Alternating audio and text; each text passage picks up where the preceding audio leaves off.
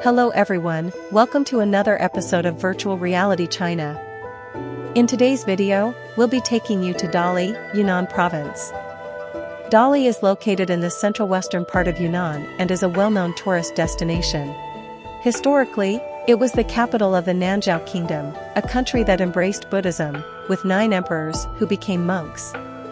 And the place where they became monks is the Chongsheng Temple, where we'll be visiting today. Alright, let's dive in and explore together.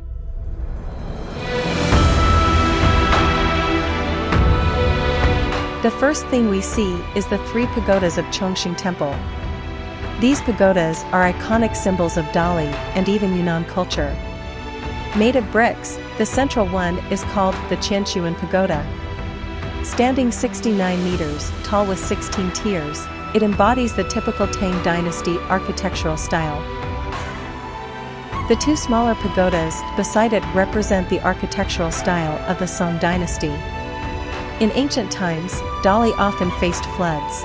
Ancient Chinese believed that these floods were caused by dragons stirring up trouble. Building pagodas was seen as a way to suppress these dragons and prevent floods. So around 800 AD, the Qianshuan Pagoda was constructed, later followed by the construction of the 2 smaller pagodas. They were believed to help maintain local order and consolidate the rule of the central government. The 4 characters we see here, literally translated, mean forever guarding the mountains and rivers. These characters were inscribed by Mu Shiji, a descendant of Muing from the Ming dynasty. Muing was a founding general of the Ming dynasty who was later stationed in Yunnan for an extended period. According to historical records, it took 8 years to construct these 3 pagodas, requiring over 40,000 pounds of gold.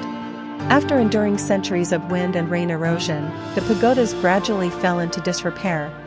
In 1978, the Chinese government began efforts to protect and restore the 3 pagodas. What we see today has undergone multiple rounds of restoration, bringing back the magnificent appearance of ancient times. Alright, let's continue our journey and explore the interior of Chongsheng Temple. The area we're currently standing in is the temple's front square. The prominent gate ahead is the main entrance of the temple, known as the Mountain Gate. Combining Qing dynasty architecture with local bi-ethnic features, the Mountain Gate of Chongsheng Temple is a 5-story gatehouse adorned with gilded and painted decorations. Do you see the golden plaques hanging above? One of them bears the name of Chongsheng Temple, while the one below reads Buddha's capital, signifying the prominence of Buddhism in the Dali region. Do you remember the Nanzhao Kingdom we mentioned earlier? Among its 22 emperors, 9 became monks. Hence, the marble walkway in front of us is adorned with numerous dragon carvings, known as the 9-Dragon Imperial Path. On either side of the mountain gate stand imposing statues of the heavenly kings, each standing at a height of 4 meters. These robust and muscular figures serve as guardian deities protecting the temple in the Buddhist tradition.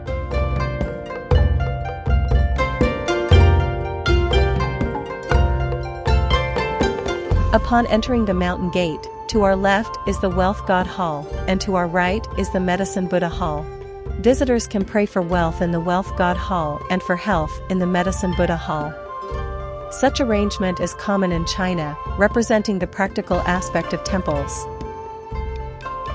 Moving forward, we come across a large pond known as the Liberation Pond. Buddhism advocates for the protection of life, believing in the equality of all beings. This pond symbolizes the harmony between humans and nature. Crossing the bridge in the middle, we arrive at the Hall of the Heavenly Kings. Here, the Great Black Heaven and the 4 Heavenly Kings are enshrined. The central figure is the Great Black Heaven, considered the savior in the mythology of the local bi-ethnic group. Though originally handsome, he sacrificed himself by swallowing an impending plague destined for Dali's people. Despite saving them, he turned black and perished, hence revered by the people of Dali as a protective deity.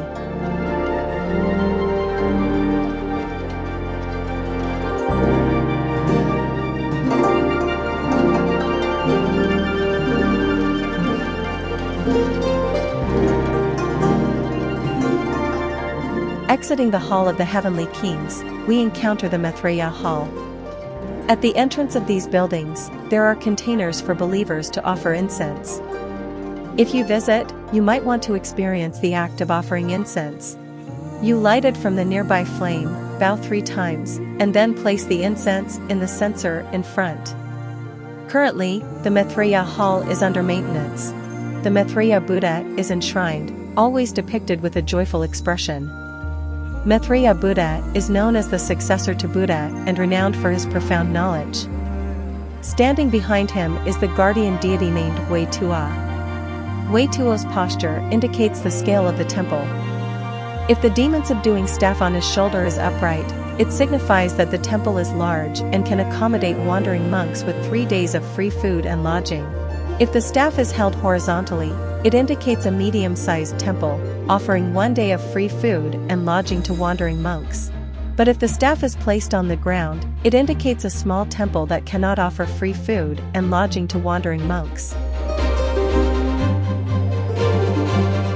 On either side of the Maitreya Hall, there are 2 interesting installations. On the right is the Vajra, originally an Indian weapon that later became a ritual implement in Vajrayana Buddhism. On the left is the prayer wheel, also a Buddhist ritual implements commonly found in Tibetan regions.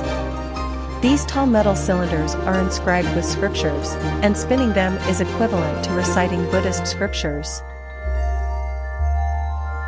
Well, it's time to temporarily conclude our journey for today. In the next part of our tour at Chongsheng Temple, we will explore the magnificent statue of Guanyin and the awe-inspiring Mahavira Hall. So don't forget to subscribe to our channel, and click on the notification bell to ensure you receive updates promptly. This is Virtual Reality China. Don't forget to like and subscribe to support us. See you in our next video.